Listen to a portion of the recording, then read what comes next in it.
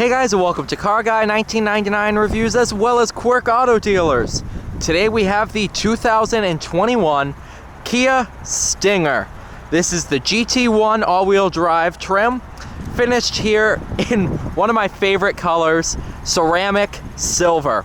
Very, very similar to the Wolf Gray that is fitted to your K5.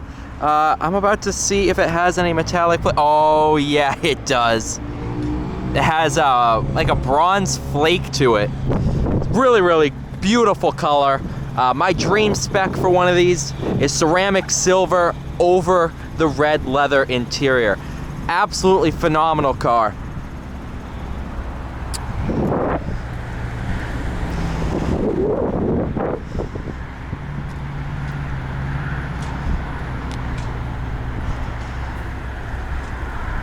Just throughout the years, I think it was either 2019 or 2020, they added Stinger to the back. So there's really only a couple Kia badges. Those include 4 on the wheels, none back here, the one on the steering wheel, and the one on the front. So 6 total Kia badges on this thing, and that's including the wheels. So there's really only 2. So it's pretty cool. It has a very unique look to it, and every time I drive one, you see people just stop and look because they are that unique.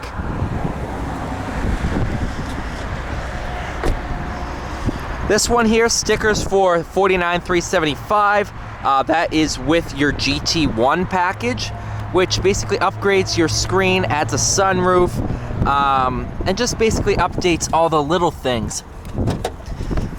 The Stinger GT is of course powered by the 3.3 liter twin turbo V6.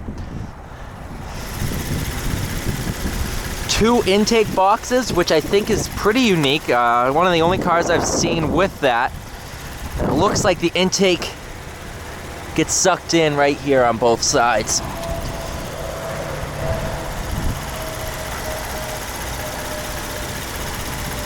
Faux carbon fiber on the engine cover. It does look the part. I mean, I would rather have one of these over an S7. You know, and for the money, this is half the price of an S7, especially an RS7, though it's not performance-wise the same as an RS7. There's your Harman Kardon speakers. The aluminum trim is a little bit nicer. Pretty much the GT1 just updates everything, makes everything a little bit nicer.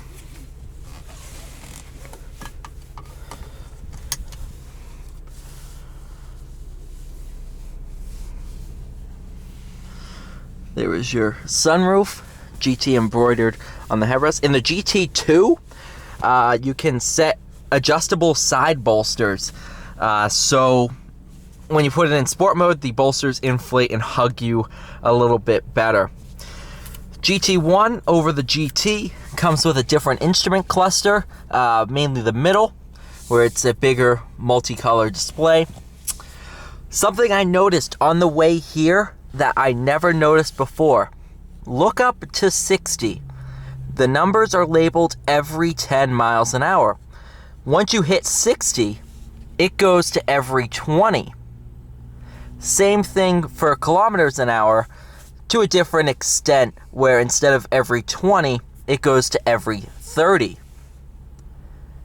So yes, when you're changing, so if you're accelerating 50, 55, 60, you can see the needle slow down.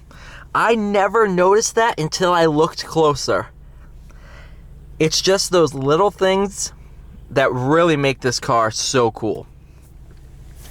All the interior is soft touch materials, except of course for this aluminum trim. But everything you will be touching is soft touch. But without further ado, oh yeah, also over the normal GT, the screen is a bit bigger.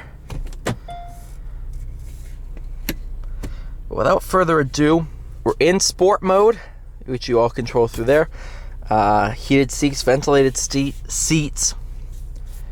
We're going to start off in drive with sport mode, and then we'll bump the shifter over to the left once we get to the back road section and use the paddle shifters. But let's go for a drive and show you guys why I think the Kia Stinger is the best car under $50,000. That's saying a lot. But for a car to be able to do everything this car does, it takes a lot. It really does. There's not a lot of cars out there that can do everything this car does, especially for this price. Closest comparison to this car I can think of would be like your Aston Martin Rapide, your Audi A7, more like S7 for the GT Stinger. You know, you're looking 70, 80, 90,000 for those cars. Even used, the S7's bringing 40 plus. So the fact that you can get this car for under 50 before rebates, before discounts and stuff like that, it's just absolutely sensational. And you're knocking right on the front door of 400 horsepower in a Kia.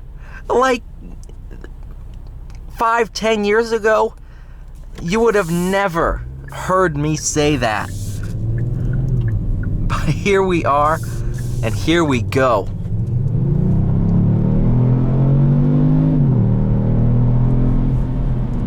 And that's 65, just like that.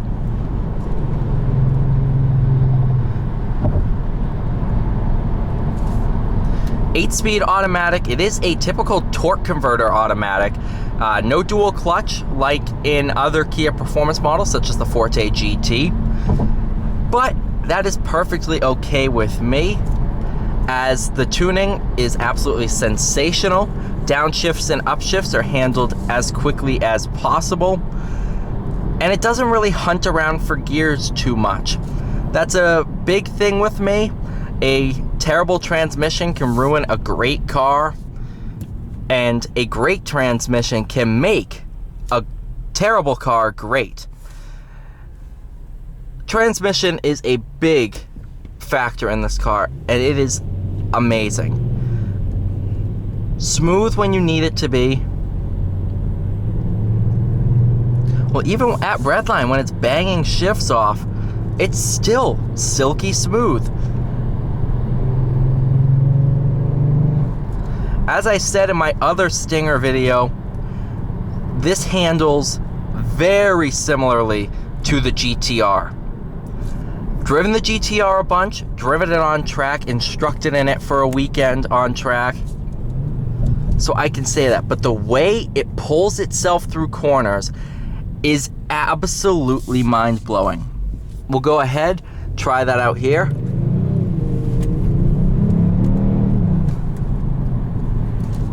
The way that it just rockets out of corners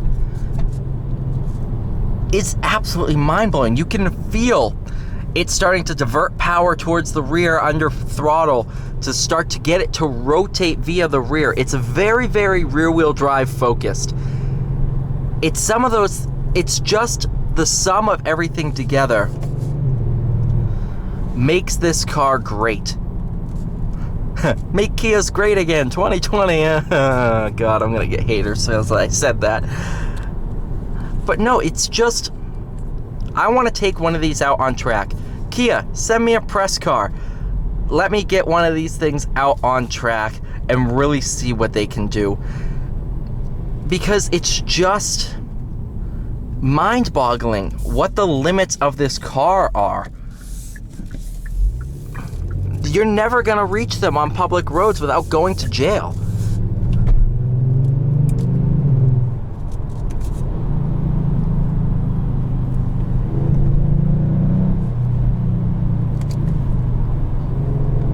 I'm very excited next year to drive the 2022 version. Once we start getting that in, there'll be a couple tweaks, new exhaust and stuff like that. Oh yeah, so it's very neutral off power, but once you put the power in, it rotates almost like a rear wheel steering car. you know, like the GT3, the 991.2 GT3 has the rear steering. It very much feels like that. If you're looking for it, and you've driven these cars before and you're kind of used to driving quickly, you can feel that back end and the differential back there, and it diverting power towards the rear to push it and just claw it out of the corner. You can really stop understeer. You know, off power, it might do a little bit of understeer, but as soon as you bury the throttle, it picks it right up and out. It's just absolutely mind-blowing how these cars handle. This is probably close to my 10th Stinger GT I've driven, and I never, ever get tired of driving them. It's for the money. You cannot get a better daily driver. Brand new, $50,000, you cannot beat it. I don't care what you say. Only other car I could think of that I would have for this money as a daily driver, a smart daily driver, because I daily drive my Challenger, is the Genesis G70, which is the same car as this. That says a lot. It's perfect. I can't think of anything else I could change with this car. I can't. It's as good as possible, straight out of the box. And there is nothing I would do to change this car. It is one of my favorite cars I've driven in all of 2020. And I really hope to drive some more. On that note, I want to say thank you guys so much for watching. Please like, share, and subscribe, and I will see you all in the next video.